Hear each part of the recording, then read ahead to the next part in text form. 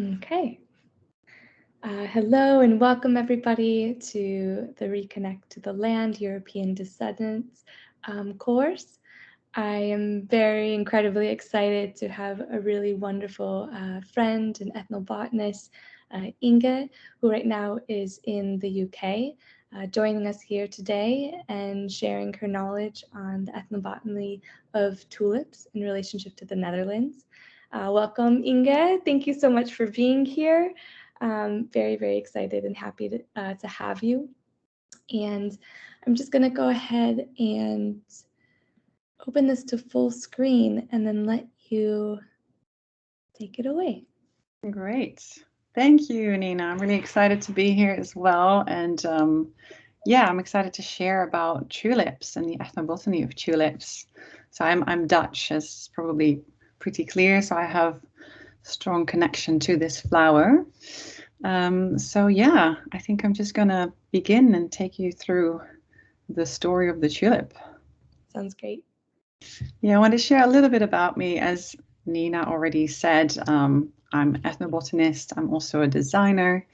And as part of my journey, I have been traveling and volunteering in a lot of projects on the ground in Europe and South America to kind of understand our connection to the land and to nature in terms of permaculture and eco-villages and so on. And I've also been volunteering for ecosystem restoration camps to see how we can restore all sorts of different ecosystems worldwide, from rivers to deserts to forests, because it's very important in this time to do this kind of work. And I returned to academia to follow this ethnobotany master's, which I've just completed, just like Nina has. My stories and adventures, you can read them on Green Unfolding. This is my website and my blog. And I've also developed a course which is about people and plants and the practice of ethnobotany and the importance of plants in our life, which you can also find on my website and on my Instagram. So that's a little bit about me. Let's see. Yeah, of course, I'm going to talk about tulips today. This is a topic very close to my heart because, of course, I'm Dutch. So I've grown up in the Netherlands. So I want to talk briefly about flower bulb cultivation in the Netherlands, which is a very important economic topic. I will share about the botany of the genus of Tulipa and give you a short history of the tulip and how it actually arrived in the Netherlands. Tulip mania is a part of that history, very crazy episode in the Dutch tulip trade. And there has been a quest for a black tulip. And I've investigated a little bit, in food and medicine of the tulip, which there isn't much to find about that topic yet, which is actually interesting because there's a lot to uncover, I think, in that area. So I have grown up in an area called the Duin and Bollenstreek, which translate to the Dune and Bols region. And my hometown is Noordwijk. So you can see in the map that's on the west coast of the Netherlands. And we have a lot of kind of coastal dunes and a lot of flower bulb fields as well. So I grew up surrounded every kind of early springtime with all these beautiful, colorful fields. So this area is known for floriculture, like the economics of flower bulbs and processing of them for export. And I thought maybe I should mention that these two provinces, as you can see, they're Noord-Holland and Zuid-Holland. So when people refer to Holland, it's actually only that part of the Netherlands. So the Netherlands is a country as a whole, and often they get confused. But yeah, that is what Holland is, a small part of the country. Thank you for clarifying that.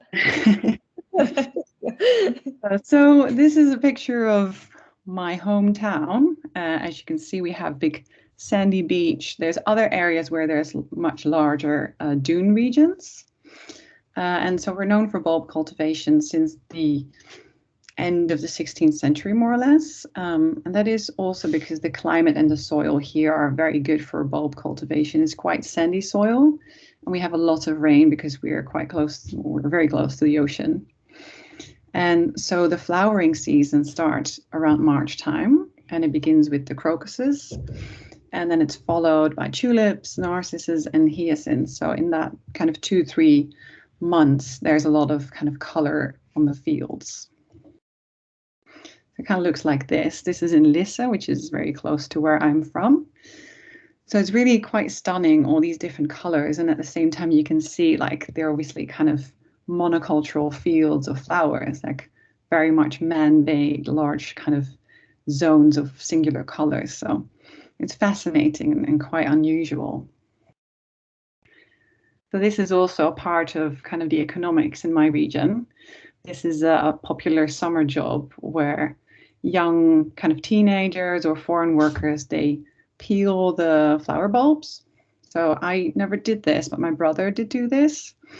And basically what they do is kind of they remove the sand, but also little baby bulbs that grow on the sides of the bulbs.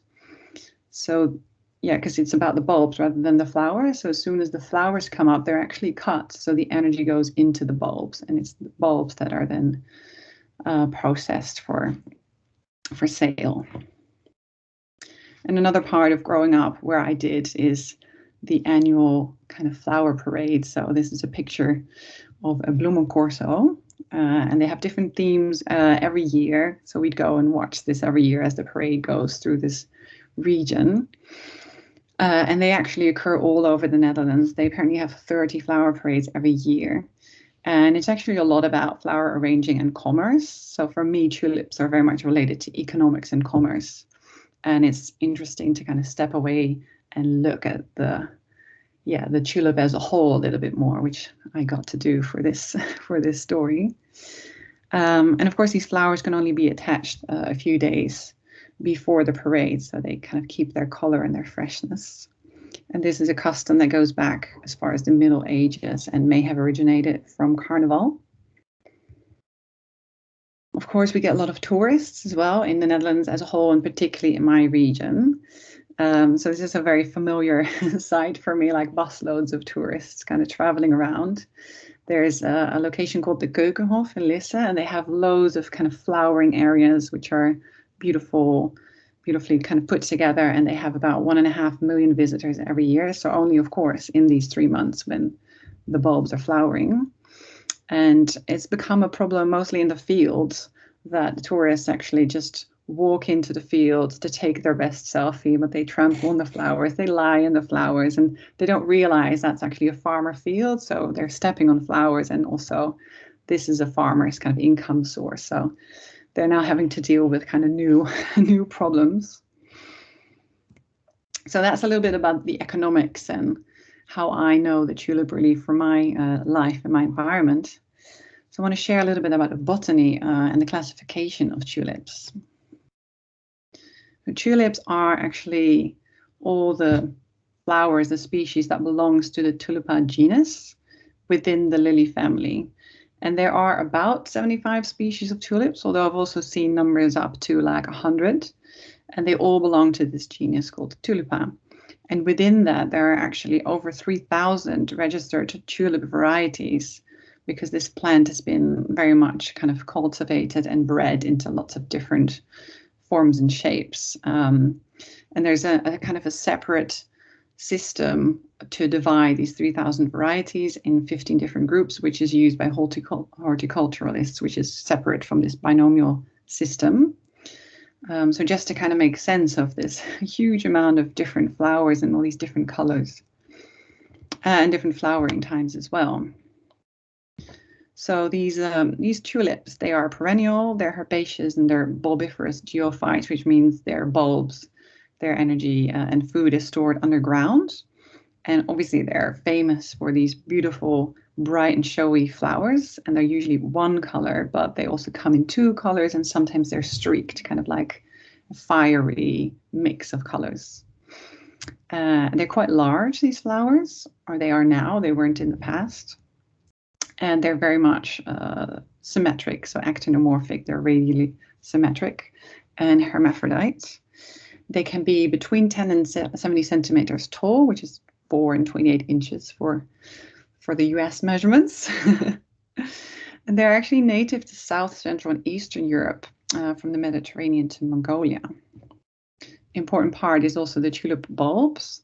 As you can see, they kind of look like onions. So that's called tunicates. They have these concentric enveloping coats, and you could kind of peel the layers if you wanted to. And they're, of course, the food storage organs. And like I said, the flowers will be cut so the energy can stay within the bulb.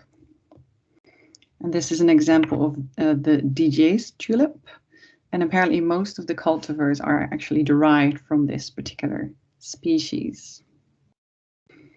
But if we go further back, there are these original tulips, which look quite different from the tulips we know today, because of course they started out as wildflowers, and they were wildflowers in the kind of Tian Shan mountain range in the valleys in Central Asia.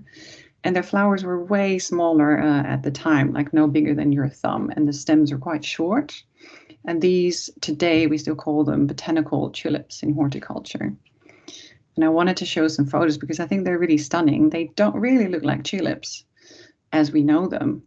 They have quite different kind of flowers and are beautiful and colorful and much shorter as well. But you can find these today and plant them in your garden as well. And this, of course, is more like the modern day tulip, which has been cultivated for many years. So thousands of varieties come from these original species. So breeders create these large flowers that are much taller, and so they also need to have stronger stems. And to do that, they tend to just hybridize between two genetically different plants. That also means that they don't use the bulb, rather than they grow from seed.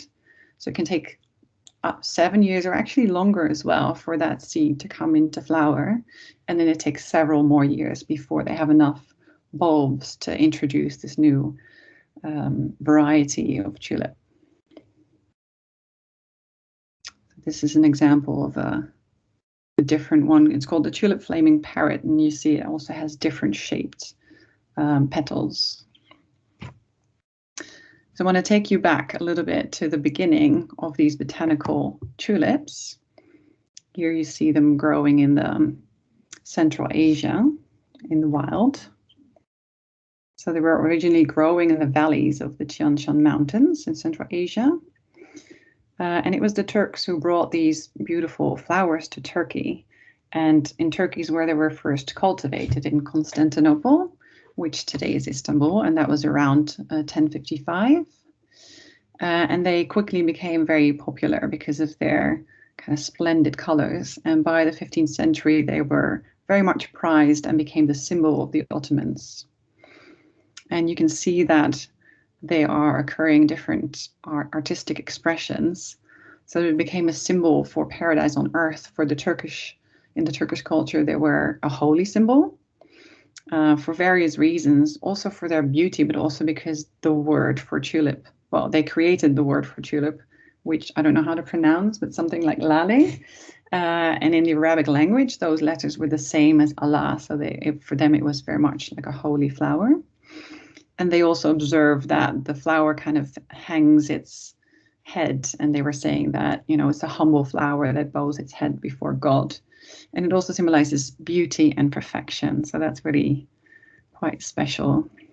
And you can see how the tulip's been represented in different forms of art, like this ceramic dish, but also in many ceramic tiles that then decorate different walls and ceilings and floors of mosques and historical buildings. And that you can still see that today in ceramics and other kind of visual culture expressions. So how did it come from Turkey to Europe? Well, what happened was that various Western diplomats went to the Ottoman court and they saw these beautiful tulips and they saw how much they were kind of revered and admired. And one person that's kind of accredited with bringing the tulip to Europe was a Flemish ambassador called Ogier Ghiselin de Bousbecq, if I say that correctly. And he worked at the Ottoman Empire, and he was the one who first sent bulbs to Western Europe. And he's also accredited with naming them tulip as we know them today. And the word tulip actually comes from turban, so tulipa or tulipant. And that's probably because the flower resembles the turban, and also because the flower was worn on the turbans.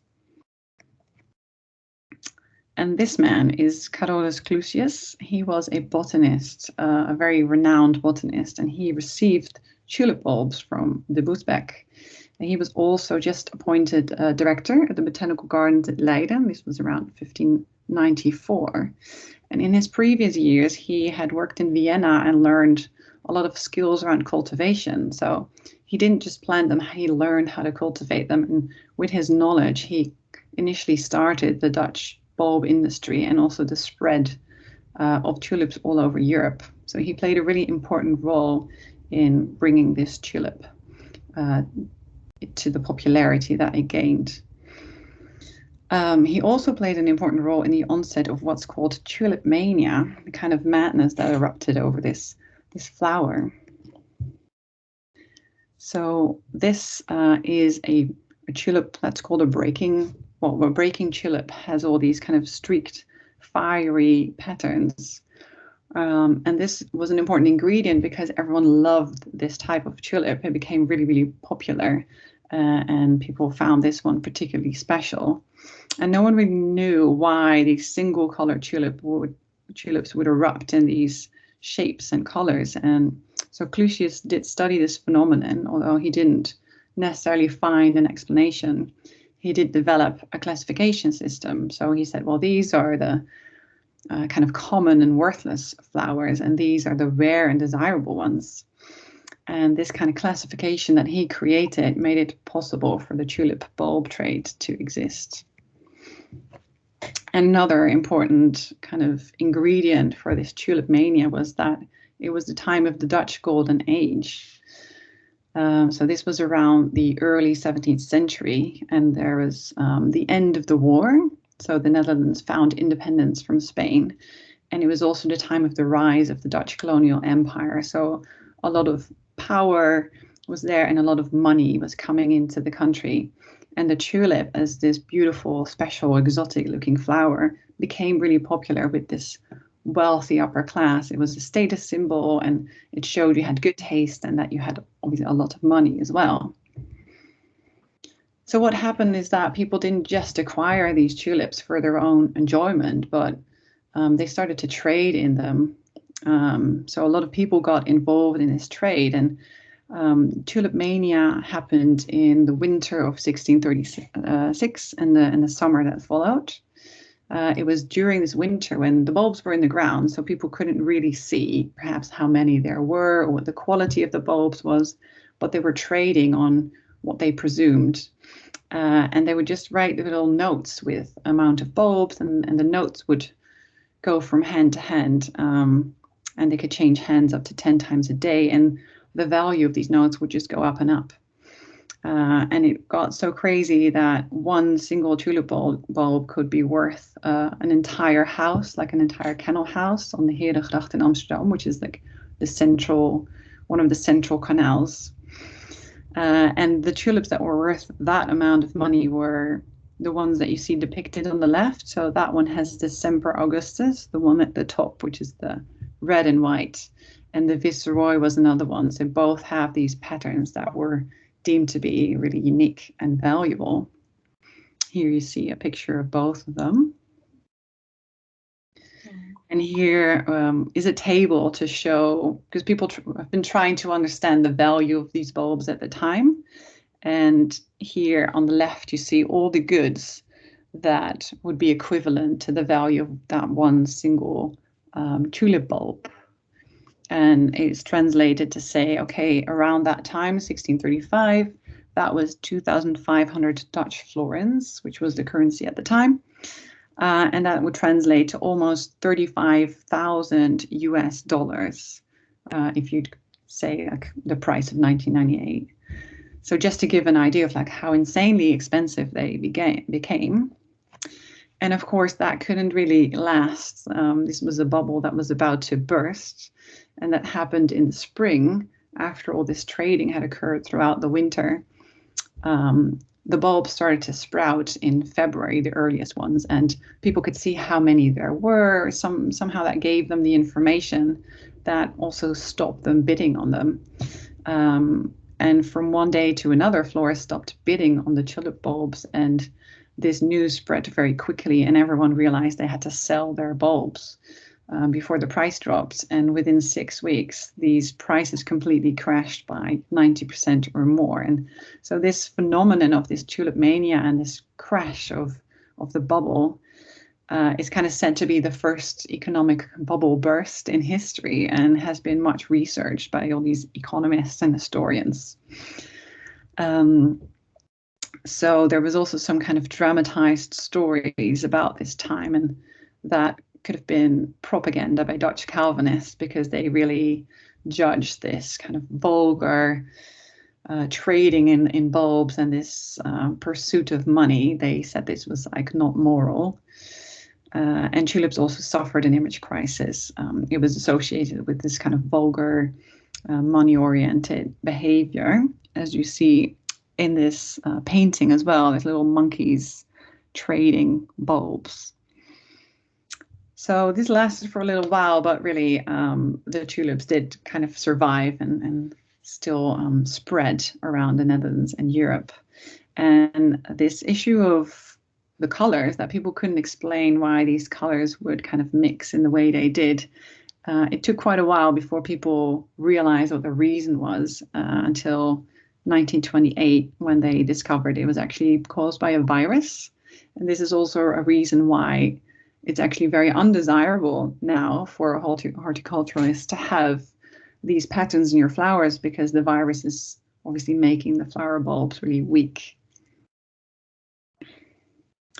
So the tulips definitely survive this kind of image crisis, because today we have a huge flower bulb trade and tulip bulb trade. In general, flower bulbs, 75% of all bulbs are traded, are grown in the Netherlands.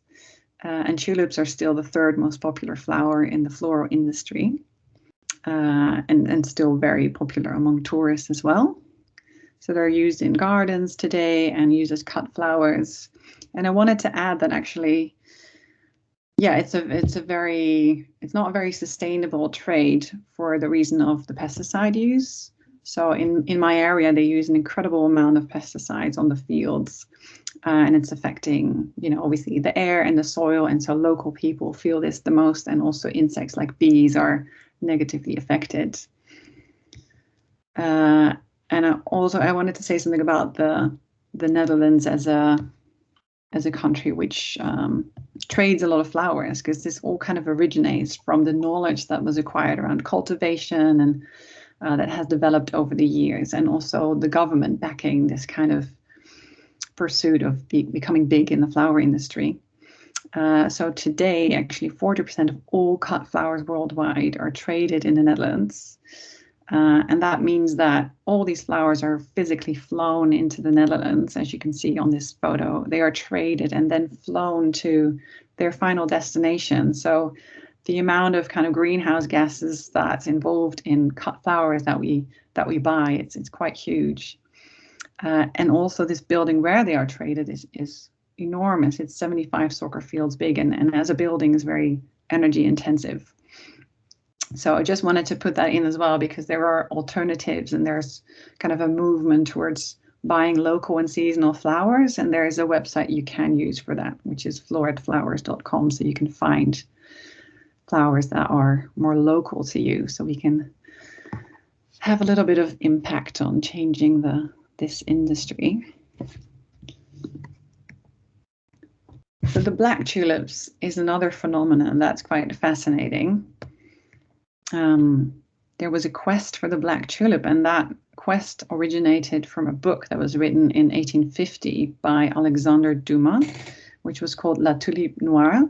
And this is a novel that takes place in a Dutch city of Haarlem, very dramatic, of love and jealousy and obsession. And the storyline in the book, basically, there's a reward offered for the first grower that can produce a black tulip. And this, of course, didn't exist at all, but breeders started to question, like, is this something that we can actually create? So they started to try this, and several people have succeeded in different ways. The first one was in 1891 by a Dutch breeder called Krelage. But people said, well, it's still pretty purple. So they were going from purple towards black, but they didn't feel like it was necessarily that black. He did call it La Tulipe Noire. And then there was this black pear that you see in the image with the different, more exotic looking petals. And many other breeders have tried. And what's now kind of considered the black tulip was created by Geert Hageman. And he'd been reading this novel as a child, and he was really fascinated with it. And he wanted to try also making use of the tulips that had come before that were approaching the black.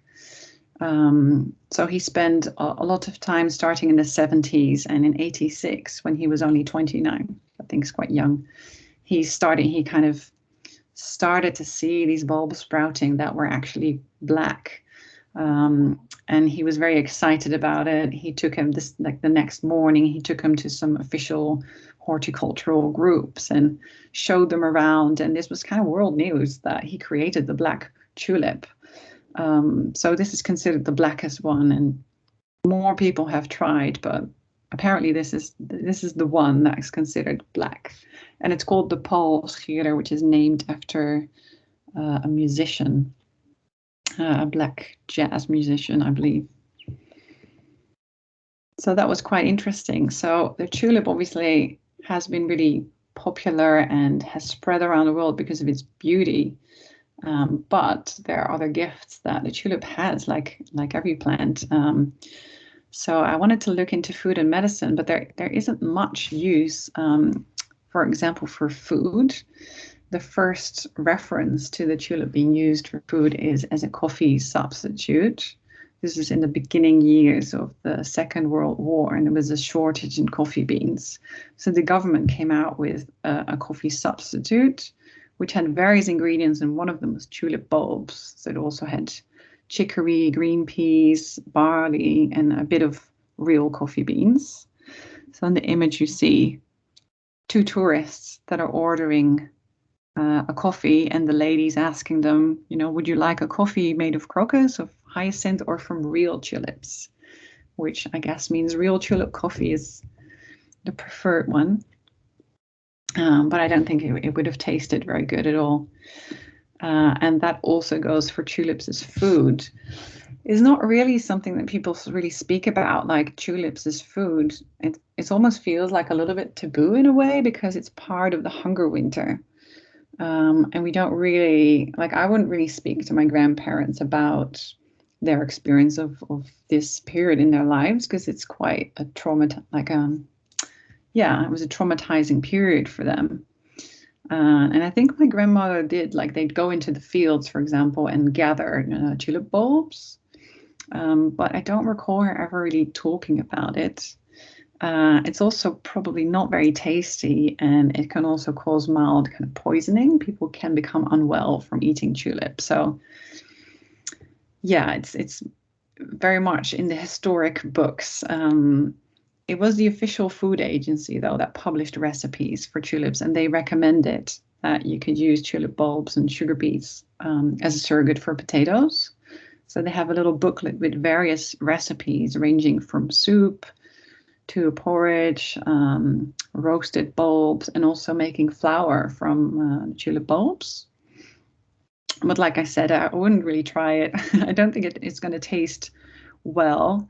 And it can be slightly toxic for some people. Also, the bulbs themselves can actually create a skin rash, which is called tulip fingers. So what you can do is eat the petals of the tulips, because they're not actually toxic. So they can be used as garnishes or ingredients in desserts and salads. And of course, that looks really stunning and colorful, because you could use any color that you'd like. I have never tried this before, but I can imagine it's quite tasty. It's supposed to taste like sweet lettuce, and some of them a bit more peppery. So there's a range of flavors in different flowers that you could try out. And I would say, of course, if you want to try this, make sure your flowers are organic and pesticide free. And some people may have an allergic reaction, so you'd want to be careful with that as well. But there's definitely recipes online and cooks that use this. Also interesting is that there's a development in the beauty industry where tulips are used. Quite recently, 2 years ago, there was a product line called Bloom Effect that has been researching and using tulips in their products, particularly using the auxin, which is the plant hormone that promotes the growth, the cellular growth of the plants, and it helps with collagen production. And so this is in the stems of the plants. And there's one other one called Serum Kind who uses the black tulips, like an extract from the black tulips particularly, but I don't know if it's from the flowers or the stems or what part is used. Very beautiful packaging, though, I have to say, of the black tulip ones. And I imagine like it just really speaks to the imagination, like using the word tulip. And it's quite a unique and new ingredient.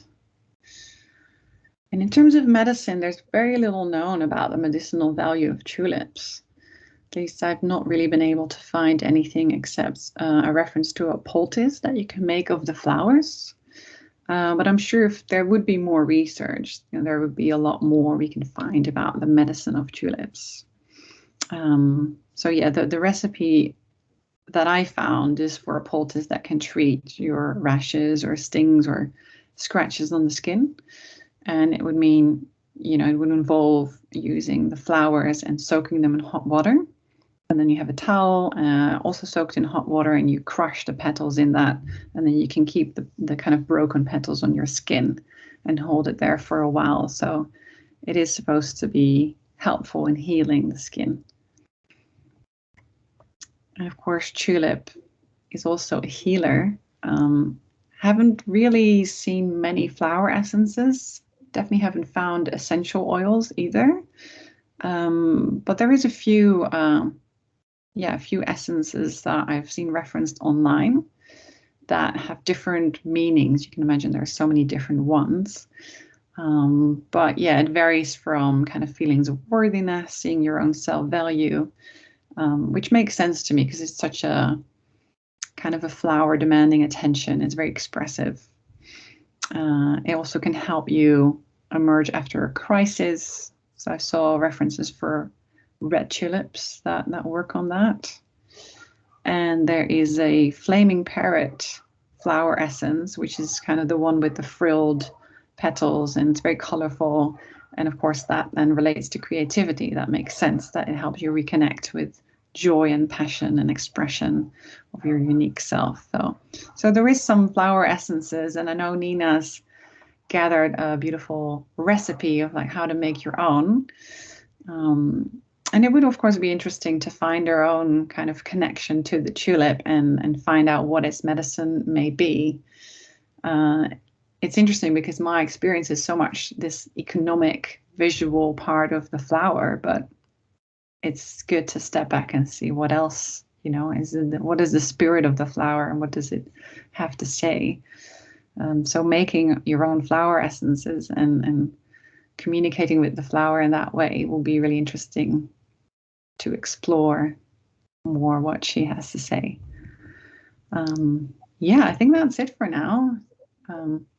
Maybe there's any questions or comments. I just wanted to hop in there too and just say thank you so much, Inga, for sharing all this. I know I definitely am looking at tulips a little bit differently. Today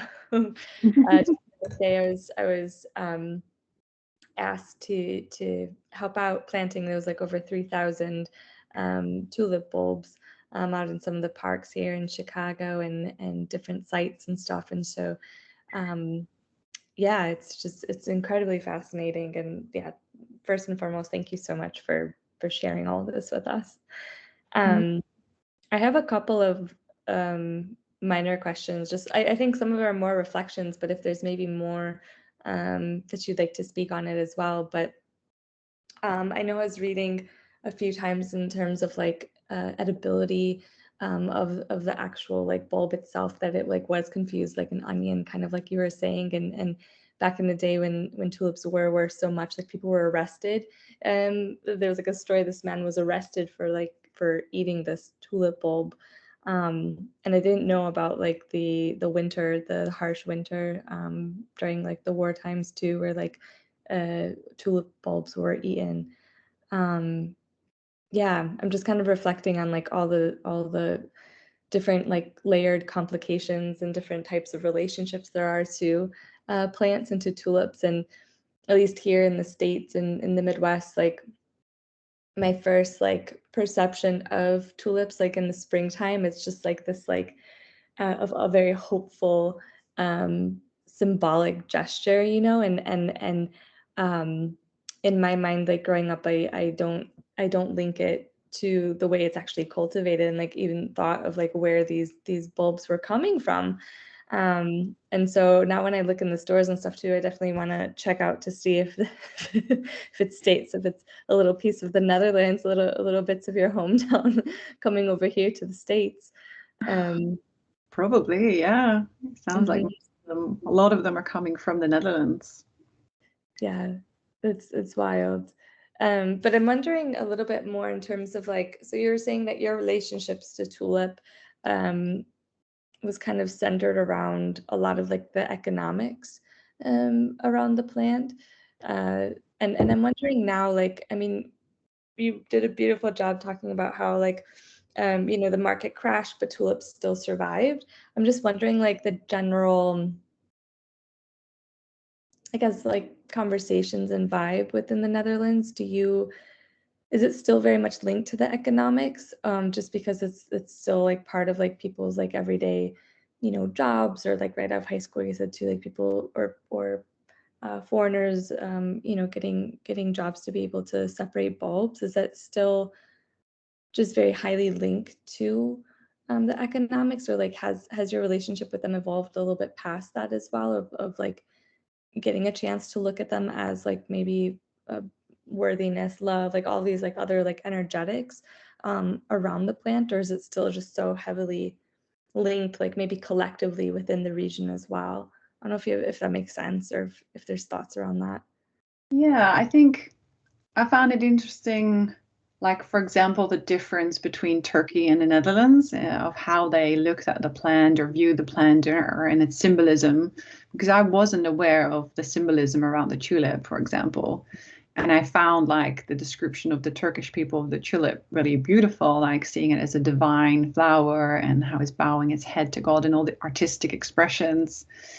Much more softer approach. And I feel the Netherlands really has this history of like colonialism and being great at trade. So, and not really, yeah, I feel like it's definitely, I'm aware now more of how that's ingrained in me and how I look at, for example, tulips, that we may miss a little bit this aspect of feeling a love for the flower as well.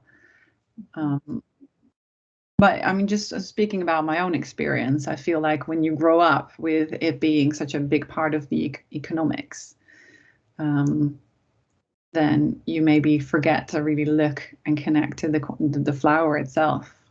Yeah, yeah.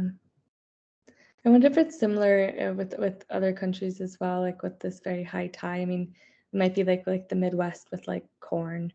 I mean, it's not necessarily a perennial, but like monocultures of corn versus the Native American different varieties. And I was actually wondering too, if you could flip to the one photo again of tulips being grown, kind of in like that monoculture style, Yeah. but it still looked very it looks so And designy. Like it still looks very, it looks like almost like it wants to be this like contemporary um you know, rug or something like that. Like I'm not right, sure. modern art piece. But yeah, you have aerial photos of just big strips of color. Uh, Yeah. and just like the idea that it was a wild flower before, like, yes, of course. Like it was, I don't know, it sounds a bit crazy to say that, but you almost forget that it has its own, spirit and its own origin, Yeah. because it's just such a production. Mhm. It's kind of Yeah, fascinating, but when you look at, I feel in general, when you look at monoculture and you know about the background, you also see, you see this bare ground, for example. So much of the year, obviously, it's bare. It doesn't look like this most of the year, and we are aware now that this needs a lot of like it's unnatural, so it needs a lot of pesticides and other input to be maintained. So it's kind of a beautiful, not so beautiful picture. yeah, yeah. Yeah, I mean, so many thoughts too. I mean, I had a few of just like I'm wondering if like there have been studies and links as well to the use of the pesticides like on local communities and nearby, or like even workers.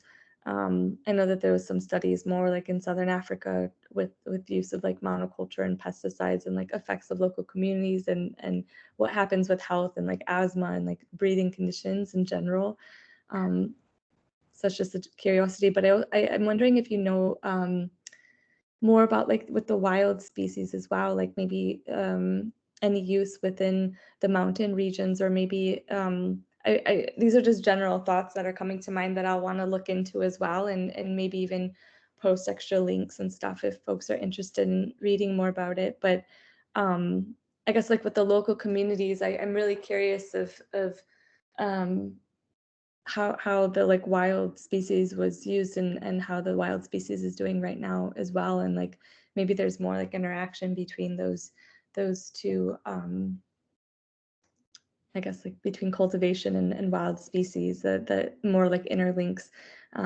Does the tulip industry reflect back, and I don't know, like maybe there's growing conditions or growing practices with local communities that would be interesting and maybe a little bit more helpful or productive in the way that tulips are grown now, but maybe just not in like scale like this. So I don't know. I just have so many thoughts and so many like curiosities and explorations. I'm like, oh, Hinga, I don't know if you've any comments around that or if it's just more my own exploratory realm at this point. Yeah, it would be interesting to see, like in the countries of origin where the wildflower comes from, like if the plant's used by the population there for anything in particular. Kind of how was it used before we got our hands on it and started cultivating it like crazy. Yeah. Only looking at its beauty and its value, like monetary value. So what did those communities use it for? How do they perceive it? That would be really interesting, actually. Yeah. And my last question too. So you were saying that the bulbs were the ones that were primarily for like the economic purpose, like the main purpose, or like maybe the main intake for it. But um, are the flowers, like once they're cut, like I can imagine that that's also maybe sold to local. Is it like local? Is that like the cut flowers within the Netherlands or within Europe, or like is the cut flowers what's also like sold in different areas? Like I'm not sure. Yeah, I mean, you can also buy tulips, of course, as the cut flower. Mhm. Actually not sure if that's the same. I imagine there's like the farmer that works on the bulbs that isn't interested in the flower, and there's others that may be focused on gathering the flowers and selling them as cut flowers. But I feel like the ones that are cut are just either left in the field or maybe used for these flower parades. Oh, okay. But the bulb industry is much bigger than the cut flower in like the tulip cut flower industry. Got it. Wow. Of course, because they're like an easy product to like trade. Or like safe. Yeah, Yeah. it lasts a long time Mhm. and so on. Yeah. Oh, so many thoughts. Thank you, Inga. Yeah, I you're welcome. I'm not sure that if I have more questions, I might just pop them to you, and maybe we could even just yeah have another brief discussion if anyone else has any questions at any point. But yeah, thank you so much for sharing this, and if you have anything else to share on this, and if not, then we'll just wrap it up. Yeah, thank you. I think I may have to make a flower essence of the tulip and look at it in a completely new way because that Yes. I haven't done yet myself. Yeah. Yeah. Yeah, I'm really excited with you know, I'm gonna try it out this spring as well. I was making a lot of like different like rose essence. And so I thought like, oh, it might be interesting, yeah, to explore the tulip. And right now it's just been so much of planting bulbs, and I feel like it's almost like planting these little wishes that'll just pop up in the spring here. And I just, yeah, thinking about it in a whole nother way. So thank you. I'm gonna let it rest and digest. And yeah, thank you very much. Thank you, Nina.